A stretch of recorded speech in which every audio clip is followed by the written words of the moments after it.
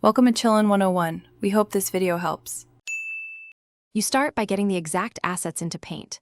Net so nothing shifts later. Open your Roblox template and set the canvas to the decal size you need. 512 times 512 or 1024 times 1024 are common.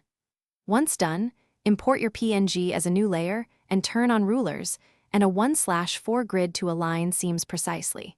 You want clean edges and preserved transparency. Make sure the background layer is transparent before you paint or paste any elements. Now you build the asset with layers so changes stay non-destructive.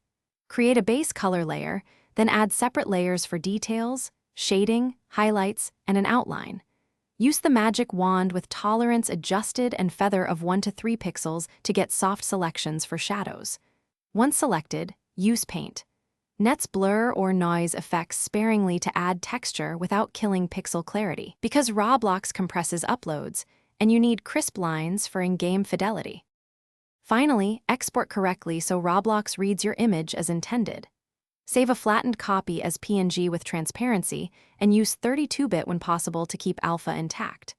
Then upload to Roblox Studio and place the decal to inspect seams and compression artifacts. If you see banding, jagged edges, or missing alpha, go back to your saved layered file, undo heavy effects, tighten selections, and re-export at the same dimensions. Often reducing blur or noise fixes the problem quickly. Thanks for watching.